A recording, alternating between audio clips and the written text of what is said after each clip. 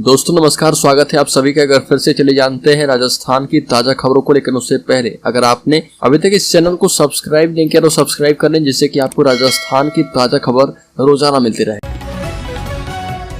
सबसे पहली बड़ी खबर, राजस्थान के भरतपुर से अगवा करके मारे गए नासिर और जुनैद की हत्या पर राजस्थान के डीजीपी उमेश मिश्रा ने बड़ी बात कही। राजस्थान से हरियाणा तक तनाव पैदा करने वाले इस हत्याकांड को लेकर डीजीपी ने कहा कि वारदात में गौरक्षक मोनू मानेसर का सीधा हाथ नहीं मिला है। साथ ही कहा कि परोक्ष रूप से इसकी कोई भूमिका है, इसको लेकर भी जांच चल रही है।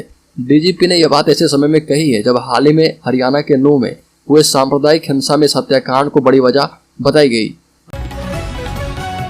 प्रदेश कांग्रेस मुख्यालय पर झंडारोहण करके डोटासरा ने कहा कि जनप्रतिनिधियों को भी बोलने से रोका जाना लोकतंत्र पर सबसे बड़ा खतरा है। 77वें स्वतंत्रता दिवस के अवसर पर राजस्थान कांग्रेस मुख्यालय पर प्रदेश कांग्रेस अध्यक्ष गोविंद सिंह डोटासरा ने झंडारोहण किया और इस दौरान उन्होंने अपनी बात रखते हुए कहा कि देश को सशक्त बनाए रखने, भाईचारा कायम रखने और संविधान के मुताबिक देश को मजबूती देने के लिए कांग्रेस काम कर रही है। डोटासरा ने कहा कि जिस तरह से देश में लोगों के बोलने के अधिकार और काम करने के अधिकार की स्वतंत्रता पर हमले हो रहे, वो हमारे देश के लोकतंत्र के लिए चिंताजनक है।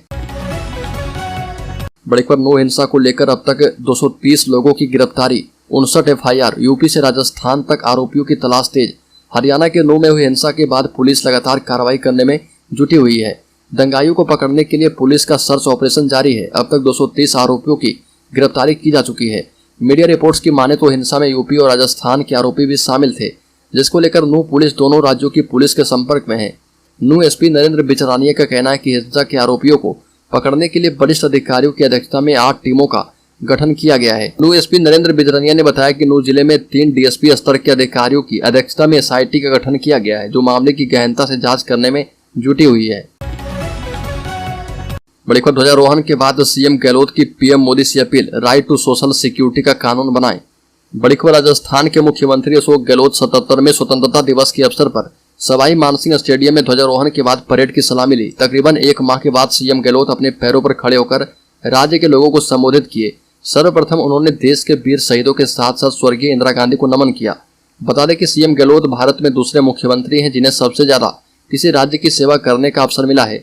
अपने संबोधन में मुख्यमंत्री गहलोत ने कहा कि प्रदेश में टाइगर की संख्या भी 100 के पार हो गई है। साथ ही सीएम अशोक गहलोत ने पीएम से अपील करते हुए कहा कि राइट टू सोशल सिक्योरिटी का कानून बनाया जाए। साथ ही दावा किया कि प्रदेश कोविड मैनेजमेंट में सबसे आगे रहा। बड़ी खबर, राजस्थान में छेड़छाड़ करने वालों को अब सरकारी नौकरी नहीं मिलेगी। बता दें कि गहलोत ने ऐलान किया कि अब महिलाओं से छेड़छाड़ करने वाले लोगों को सरकारी नौकरी नहीं मिलेगी। साथ ही सीएम गहलोत ने जयपुर के रामगढ़ बांध राजस्थान पुलिस में प्रमोशन और चिरंजीवी रक्षक योजना को लेकर भी कई घोषणाएं की। मुख्यमंत्री अशोक गहलोत ने कहा कि हमारी सरकार महिला सुरक्षा के लिए प्रतिबद्ध है। हम महिलाओं की सुरक्षा के लिए नए नए कानून ला रहे। अब महिलाओं से छेड़खानी करने वालों से हिस्ट्री सीटरों की तरह व्यवहार होगा। महिलाओं और बालिकाओं से छेड़छाड़ करने वालों को सरकारी नौकरी नहीं दी जाएगी और इसके लिए हम नियमों में प्रावधान करने जा रहे। बड़ी खबर, नेता प्रतिपक्ष राजेंद्र राठौर का सत्ता पक्ष पर तंज, कहा कि 26 जनवरी को दूसरी दिशा में झंडा फहराएंगे। भारत देश अपना 77वां स्वतंत्रता दिवस मना रहा। इस कड़ी में राजस्थान में भी आजादी के पर्व को हर्षोल्लास के साथ मनाया जा रहा। वहीं बीजेपी के नेता राजेंद्र राठौर ने भी बड़ी चौपड़ पर झंडारोहण किया। और बता दें कि नेता प्रतिपक्ष राजेंद्र राठौर ने सत्ता पक्ष के झंडारोहण करने के बाद राठौर ने सुबह 8:30 बजे बड़ी चौपड़ पर झंडारोहण किया। वहीं डोटासरा के बयान पर राठौर ने पलटवार करते हुए कहा कि आज का दिन राजनीति करने का दिन ऐसे तो नहीं है। अच्छा होता पीसीसी अध्यक्ष आज के दिन इस तरह की बचकानी बातें नहीं करते, लेकिन कहते हैं ना, जैसा मन होता है वैसी बातें मन से निकलती है। राजेंद्र राठौर ने कहा कि मैं आज कहकर जा रहा कि जब 26 जनवरी आएगी तो हम दूसरी दिशा में तिरंगा फहराएंगे। तब उनसे पूछना कि उनकी आज कही गई बातों का क्या प्रभाव पड़ा। बड़ी खबर, राज्य के 5 जिलों के 53 बांधों को ईआरसीपी से जोड़ा जाएगा। 11 लाख किसान होंगे लाभान्वित।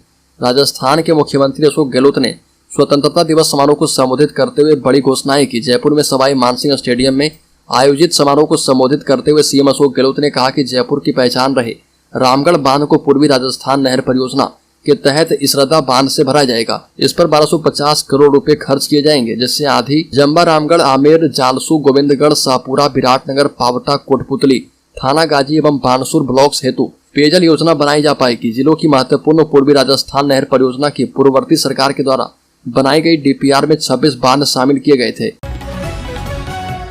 बड़ी खबर, कोटा में हर महीने 3 छात्र उठा रहे खौफनाक कदम।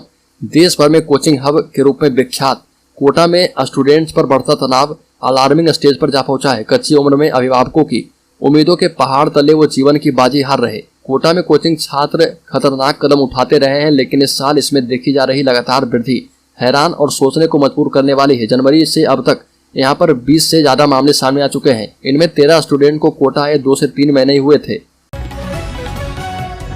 बड़ी खबर, गहलोत सरकार अगले चरण में 1 करोड़ स्मार्टफोन देगी। लाइन का झंझट भी खत्म, 20 अगस्त से गारंटी कार्ड मिलेंगे। राजस्थान में महिला सशक्तिकरण एवं डिजिटल डिवाइस कम करने के उद्देश्य से इंदिरा गांधी स्मार्टफोन योजना के तहत पहले चरण में 40 लाख बालिकाओं एवं महिलाओं को स्मार्टफोन दिए जा रहे हैं। इस योजना को लेकर महिलाओं में बड़ा उत्साह है। इस योजना के अगले चरण में बजट घोषणा के मुताबिक करीब 1 करोड़ और भी महिलाओं को स्मार्टफोन दिए जाएंगे, जिसकी गारंटी के लिए 20 अगस्त से गारंटी कार्ड दिए जाएंगे, जिनको दिखाकर अगले चरण में वो अपना स्मार्टफोन निःशुल्क ले पाएंगी। बड़ी खबर, राजस्थान से ज्यादा अपराध यूपी में है। अपराधों के मामले में उत्तर प्रदेश का टॉप नंबर पर है, वहीं एमपी चौथे स्थान पर है। राजस्थान अपराधों के मामले में देश में 10वें नंबर पर है। यह बात राजस्थान के पुलिस मुखिया उमेश मिश्रा ने जयपुर स्थित पुलिस मुख्यालय में प्रेस वार्ता में कही। राजस्थान के डीजीपी उमेश मिश्रा ने जयपुर स्थित पुलिस मुख्यालय में प्रेस वार्ता बुलाई। डीजीपी ने अपराध के आंकड़ों का ब्यौरा दिखाते हुए कहा कि प्रदेश में अभी 45% रेप के मामले में झूठे पाए जा रहे और उसमें एफआईआर लगानी पड़ रही है। डीजीपी उमेश मिश्रा ने कहा कि कुल दर्ज एफआईआर और वास्तविक अपराध की संख्या में अंतर होता है। बड़ी खबर, राजस्थान के डूंगरपुर में मुस्लिम समुदाय का युवक हिंदू समाज की 2 बच्चों की मां को भगाकर कुवैत ले गया। आरोप है कि उसने वहां उसका ब्रेन वॉश करके धर्म परिवर्तन करवा दिया। महिला का बुर्का पहने फोटो सोशल मीडिया पर शेयर होने के बाद घर वालों को इसकी जानकारी हुई। पाटीदार समाज और हिंदू संगठनों ने इस संबंध में सोमवार को कलेक्टर और एसपी को ज्ञापन सौंपकर कार्रवाई की मांग की है। सितरी थानाधिकारी गोविंद सिंह ने बताया कि मुकेश पाटीदार ने 15 जुलाई को अपनी पत्नी दीपिका की गुमशुदगी दर्ज करवाई थी। मुकेश ने पुलिस को बताया कि उसकी शादी को 14 साल हो गए और दोनों के 13 साल की बेटी और 8 साल का बेटा है। बड़ी खबर, जयपुर का रामगढ़ बांध फिर से भरा जाएगा। देश भर में हर्षोल्लास के साथ 77वां स्वतंत्रता दिवस मनाया जा रहा। आपको बता दें कि एसएमएस स्टेडियम में अपने संबोधन में सीएम ने जयपुर के रामगढ़ बांध को ईआरसीपी के तहत एसदा बांध से पानी लाकर भरने की घोषणा की है। इस पर 1250 करोड़ रुपए खर्च होंगे। गहलोत ने कहा कि रामगढ़ बांध सूख गया, अब इसे वापस भरने की योजना पर काम होगा।